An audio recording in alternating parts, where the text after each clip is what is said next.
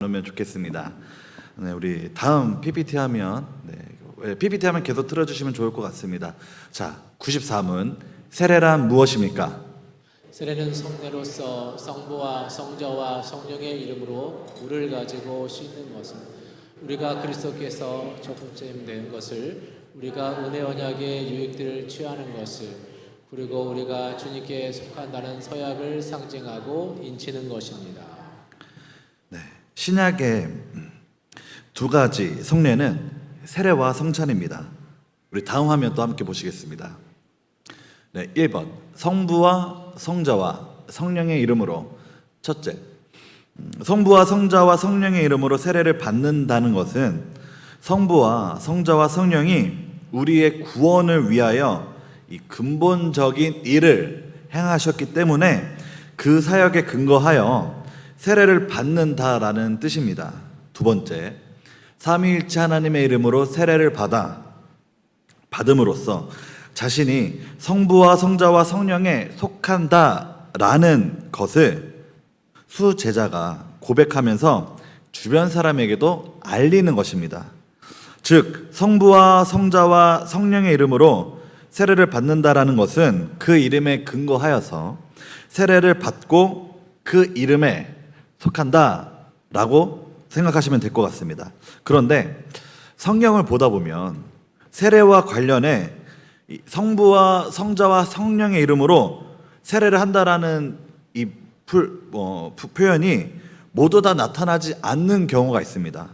오히려 성경에서는 성부와 성자와 성령의 이름으로 세례를 받는다라는 표현은 마태복음 28장 19절 이 한 구절밖에 없습니다. 그러므로 너희는 가서 모든 민족으로 제자를 삼아 아버지와 아들과 성령의 이름으로 세례를 베풀고. 생각보다 성경에서는 이 성부, 성자, 성령 이 세 이름으로 세례를 주는 것은 이 28장 19절이 한 구절밖에 나오진 않습니다. 그렇다면 성부와 성자와 성령의 이름만이 아닌 예수 그리스도나 성령으로 세례를 받는 것에 대해 우리는 어떻게 이해하면 좋을까요? 계속해서 함께 살펴보겠습니다. 이것은 우리가 삼위일체를 공부할 때 또한 성부나 성자와 성령의 한 위격만 성경에 언급된다고 하여 다른 두 위격들이 배제되지 않는다라는 내용과 외부를 향한 삼위일체 하나님의 사역은 분리되지 않는다라는 것을 우리가 상기할 필요가 있습니다. 성경에서 어떤 한 위격만 언급된다고 하여 다른 두 위격이 배제되지 않는다라는 뜻입니다. 그러므로 예수 그리스도의 이름으로 세례를 받는다고 할 때도, 성령의 이름으로 세례를 받는다고 할 때도 다른 두 위격이 배제되지 않기 때문에 성부와 성자와 성령의 이름으로 똑같이 세례를 받는다라고 생각하시면 됩니다. 자, 우리 다음 화면 또 함께 보시겠습니다. 이 물을 가지고 씻는 것. 우리는 몸에 땀이 나면 물로 깨끗이 씻습니다. 그러면 그 개운함은 말로 표현할 수 없죠. 특히나 이런 더운 날에 차가운 물로 샤워하면 너무나도 시원하죠. 그런데 아침에 저는 샤워하면서 출근할 때 분명 더우니까 찬물로 샤워를 해야 되는데 이상하게 아침에 샤워할 때는 꼭 미지근한 물로 샤워를 합니다. 왜 그런지 모르겠어요. 예. 그게 좋더라고요, 아침에는. 물론 이제 자기 전에 막 밤에 한참 더울 때 샤워하면 저도 찬물로 샤워를 하지만 아침에는 아무리 더워도 미지근한 물로 샤워해야 좋습니다. 네. 어쨌든 밥 먹고 나서 설거지 할 때도 우리는 물로 설거지를 깨끗이 설거지하죠. 기본적으로도 우리는 더러운 것을 물로 깨끗이 씻는다라는 것입니다. 그래서 세례도 이와 같다라고 보시면 돼요. 세례 때 물이 사용됩니다. 물이 더러운 것을 깨끗하게 씻어내기 때문에 그렇기 때문에 예수 그리스도의 피가 우리의 죄를 깨끗이 씻어버리셨다라고 생각하시면 됩니다. 예수 그리스도의 피로 거룩해진 자들만이 예수 그리스도와 연합할 수 있는데 세례 때 사용되는 물은 바로 이러한 것들을 상징한다라고 보시면 됩니다. 자, 다음 화면 함께 보시겠습니다. 3. 우리가 그리스도에게 접붙임 되는 것. 이 접붙임의 사전적 정의는 서로 다른 두 개의 식물을 인위적으로 만든 절단면을 따라 이어서 하나의 기체로 만든 겁니다.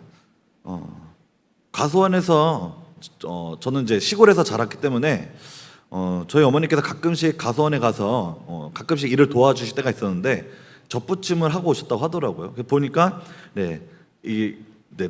잘라서 다른 나무에 이렇게 붙이는 것, 이런 것들을 많이 하셨다고 합니다.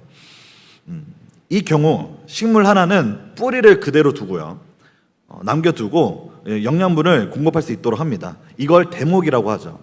그리고 이 대목에 접붙이는 나무는 접수라고 합니다.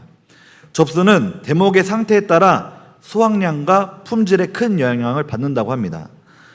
접붙임에서 중요한 점은 대목과 접수가 근접한 유연 관계에 있어야 한다고 합니다. 그렇지 않으면 접붙이기는 성공할 수 없습니다. 그렇다면 예수 그리스도와 더러운 죄인 사이의 유연 관계는 어떨까요? 예수 그리스도는 죄인들을 받아주시어 풍성한 열매를 맺게 하십니다. 세례는 이 놀라운 사건을 물로 씻는 예식을 통해 상징하고 인치는 것입니다. 다음 화면 함께 보시겠습니다. 우리가 은혜 언약의 유익들을 취하는 것. 예수님에게 접붙임 되면 은혜 언약의 유익들을 우리가 계속해서 누릴 수 있게 됩니다. 그 유익들은 첫째, 그리스도의 생애와 죽음을 통한 구속의 획득입니다. 두 번째, 성령 하나님이 그리스도가 획득하신 구원을 우리들에게 적용하시는 것이죠. 구체적으로는 연합, 효과적 부르심, 칭의, 양자됨, 성화, 그리고 하나님의 사랑에 대한 확신, 양심의 화평, 그리고 성령 안에서의 기쁨, 은혜의 증가, 또한 견인 등이 있습니다. 신자가 세례에서 취하는 은혜 언약의 유익들과 관련해 웨스트민스터 신앙고백 제7장 3항은 다음처럼 말하고 있습니다. 사람이 타락함으로 스스로 그 언약에 의해 생명을 얻을 수 없게 되었는데 주께서는 그 기쁘신 뜻대로 은혜 언약이라 칭하는 둘째 언약을 맺으셨다. 여기서 하나님은 죄인들에게 예수 그리스도에 의한 생명과 구원을 값없이 제공하셨고 그들이 구원 얻도록 그를 믿을 것을 그들에게 요구하셨으며 영생으로 정해진 모든 사람에게 성령을 주어 그들로 하여금 믿기를 원할 뿐만 아니라 믿을 수 있게 하기를 약속하셨다. 우리 다음 PPT 화면 보시겠습니다. 우리가 주님께 속한다는 서약. 세례를 받은 수세자는 세례를 받으며 이제 그리스도께 접붙임을 받았으니 그에 맞는 자로 살겠다라고 서약을 하는 것입니다. 또 수세자는 세례식이 거행되는 교회의 회원으로 들어가 그 권한과 책임을 수행하겠다고 다짐하죠. 세례를 받는 자는 새 생명 가운데서 이제 생해야 합니다. 누구든지 그리스도와 연합하려고 세례를 받은 자는 그리스도로 옷 입은 것이므로 그에 맞는 삶을 살아야 한다라는 것입니다. 그래서 우리는 옛사람을 벗어버리고 새 사람을 입어야 한다라는 것입니다. 세례는 수세자가 교회에 엄숙하게 가입하는 것입니다. 그리고 전적으로 오직 주님께만 속한다라고 공개적으로 모든 우리 성도님들이 있는 이 예배 시간에 고백하는 것이죠. 이처럼 세례에는 수세자의 거취와 태도에 대한 고백도 담겨 있습니다. 참고로 세례를 받을 때 수세자가 하는 서약은 다음과 같습니다. 우리 한번 읽겠습니다. 시작. 저는 하나님 앞에 죄인으로서 당연히 그의 진노를 받을 만하나 그의 크신 자비하심으로 구원 얻을 것밖에 다른 소망이 없는 자인 줄 믿습니다. 저는 주 예수 그리스도가 하나님의 아들 되심과 죄인의 구주 되시는 줄을 믿으며 복음에 말한 바와 같이 구원하시는 다만 예수 그리스도뿐이신 줄 알고 믿으며 그에게만 의지하기로 서약합니다. 네, 다음 화면 또 함께 보시겠습니다. 시작. 저는 지금 성령의 은혜만 의지하고 그리스도를 좇는 자가 되어 그대로 힘써 행하며 모든 죄를 버리고 그의 가르침과 모범을 따라 살기로 서약합니다. 저는 교회의 관찰과 치리에 복종하고 그 청결과 화평을 위하여 힘쓰기로 서약합니다. 여기 계시는 우리 모든 중직자분들과 우리 모든 성도님들은 세례를 받으실 때 사실 이 서약을 하신 것입니다. 그래서 우리가 이 서약대로 삶을 살아가는 것이죠. 우리 다음 화면 또 함께 보시겠습니다. 상징하고 인치는 것. 상징하다라는 뜻의 영어 시그너파이는 신호, 기호, 표시를 의미하는 사인에서 유래합니다. 사람들은 신호등의 의미에 따라 멈추거나 진행을 하죠. 만약 사람들이 신호등의 각색이 의미하는 바를 이해하지 못한다면 신호등은 제 역할을 수행하지 못하고 도로는 무법지대가 될 것입니다. 마찬가지로 사람들이 성부와 성자와 성령의 이름으로 물을 가지고 씻는 세례의식에 담긴 의미를 이해하지 못한다면, 단지 물로 씻는 것이라 생각한다면 세례의식은 사실 아무런 의미와 소용이 없는 것이죠. 상징하고 인치는 바를 인식하고 믿음으로 받아들여야만 그 세례가 의미와 효력을 갖게 되는 것입니다. 우리 다음 화면 보시겠습니다. 제95문, 세례는 누구에게 베풀어야 합니까? 세례는 보이는 교회 밖에 있는 자들에게 베풀어서는 안 되고 그들이 그리스도에 대한 믿음과 순종을 고백할 때 베풀어야 합니다. 그리고 보이는 교회 회원들의 유아들도 세례를 받아야 합니다. 세례의 대상은 누구인가? 보이는 교회 밖에 있는 자들에게 베풀어서는 안 되고 그들이 그리스도에 대한 믿음과 순종을 고백할 때 베풀어야 합니다. 여기서 보이는 교회, 즉 가시적 교회라고 칭합니다.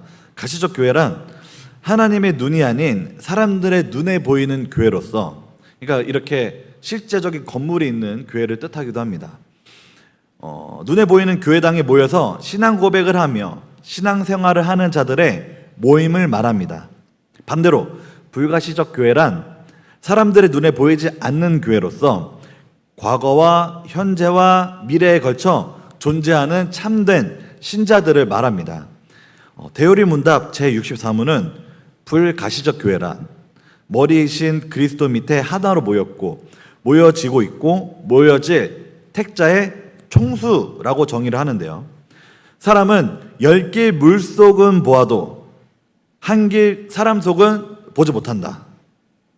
그래서 누가 참된 신자인지 어느 정도 가늠할 뿐이지 알곡과 가라지를 정확히 구분하지는 못합니다. 이런 면에서 과거와 현재와 미래의 참된 교인으로 구성된 불가시적 교회는 하나님만 보실 수 있죠. 그래서 세례를 받으려는 자들에게 먼저 신앙 고백이 있어야 한다. 예수 그리스도에 대한 믿음과 그리스도의 말씀대로 살겠다라는 고백이 있어야 합니다. 이러한 신앙 고백을 가진 자들은 자연히 보이는 교회에 속하여 신앙생활을 한다라는 것이죠. 따라서 보이는 교회 밖에 있는 자들이란 예수 그리스도에 대한 믿음이 없는 자들이고, 설령 있다 하더라도 보이는 교회에 속하여 신앙생활을 하는 것의 의미와 가치를 모르는 자들입니다. 사실 그래서 이런 자들에게 세례를 베풀면 안 된다라고 보고 있습니다.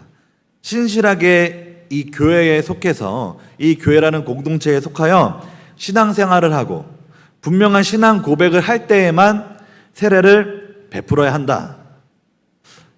2번, 보이는 교회 회원들의 유아들도 세례를 받아야 합니다.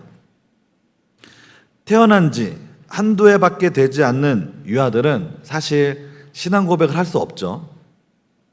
자의적으로는 신앙 고백을 절대 할 수 없습니다. 그리스도에 대한 믿음과 순종 또한 드러낼 수 없습니다. 그런데 그 유아들에게 세례를 어떻게 해야 될까요? 베풀어야 할까요? 베풀지 말아야 할까요? 이것은 우리가 구약 시대에 할례를 통하여 이해를 할 필요가 있습니다. 하나님께서는 아브라함에게 언약의 표징으로서 태어난 유아에게 8일 만에 할례를 행하라 라고 명령하셨습니다. 이방 사람에게서 돈으로 산 자도 난지 8일 만에 할례를 행해야 합니다. 아무 신앙 고백도 하지 못하는 유아라 할지라도 할례를 하나님께서는 행하라고 명령하셨죠. 이것은 아브라함을 택하시어 하나님의 자녀로 삼으시는 하나님의 똑같은 은혜를 유아들에게도 내리시어 하나님의 자녀로 삼으신다 라는 것을 뜻합니다. 사람의 구원은 사람에게 있지 않고 하나님께 있습니다. 은혜로 구원해 주시겠다고 하신 하나님의 언약에 속하여 구원을 받는 어떤 부모의 유아 또한 그 언약 속에서 하나님의 은혜로 구원을 받는다라는 것이죠. 이스라엘에 거주하는 타국 품꾼은 유월절 고기를 먹지 못합니다. 그런데 이스라엘 백성과 함께 거류하는 타국인은 유월절을 지키고자 한다면 그 모든 남자는 먼저 할례를 받아야 합니다. 굳이 할례를 받고 유월절에 참여하는 자의 유월절의 가치를 알고 인정하는 것이죠. 할례를 받는 것에 그들의 신앙 고백이 담겨져 있는 것입니다. 자신들도 하나님의 은혜로 구원을 받는다라는 고백을 공적으로 할례를 통하여 드러내는 것이죠. 이때도 유아들은 신앙 고백을 하지 못합니다. 그런데도 유아들에게 할례가 허락된 것을 통해 우리는 유아들이 하나님의 은혜로 구원받는다라는 것을 확인할 수 있는 것이죠. 즉 성인은 신앙 고백을 통해서 하나님의 언약 속에 있음을 나타내고 유아들은 세례를 통해서 하나님의 은혜로 구원이 주어진다라는 것을 나타내는 것입니다. 신약 성경에는 유아들이 세례를 받았다라는 구절도 없고 세례를 받지 않았다라는 구절도 없습니다. 하지만 우리는 가족이 세례를 받았다라는 구절들을 통하여 유아들이 세례를 받았을 가능성을 충분히 추론할 수 있는 것이죠. 바울의 전도를 받고 예수님을 믿게 된 루디아는 집안 사람들과 함께 세례를 받았습니다. 이때 그 집안에 유아들이 있었다면 그들에게도 분명 세례가 베풀어졌을 것입니다. 유아들은 신앙 고백을 할 수 없지만 못하지만 구원 얻은 가족의 구성원으로서 속해 있는 가족으로서 함께 하나님의 언약에 속하기 때문에 세례를 받을 수 있는 것이죠. 유아들에게도 하나님의 은혜로 구원이 임하기에 유아들의 구원을 반대할 자가 없는 것입니다. 바울과 실라의 전도를 받은 간수도 온 가족이 세례를 받았다라고 말씀하고 있습니다. 바울과 실라는 주의 말씀을 간수에게만이 아닌 간수의 집에 있는 모든 가족 구성원에게 세례를 베푼 것이죠. 그리고 주의 말씀을 들은 그들이 모두 세례를 받은 것이다. 거기도 유아가 분명히 포함되어 있죠. 지금에서야 핵가족이다 해서 부부만 사는 딩크족이라고도 하고 이렇게 아이들과 살지 않는 가족들도 많이 있지만 이 당시 문화는 가족이라고 하면 부모, 자식, 그리고 또한 부모의 부모님 이렇게 3대가 같이 사는 경우가 많이 있었습니다. 그러니 100% 유아들도 이 당시에 함께 세례를 받은 것이죠. 예수님께서는 유아들을 귀하게 여기셨습니다.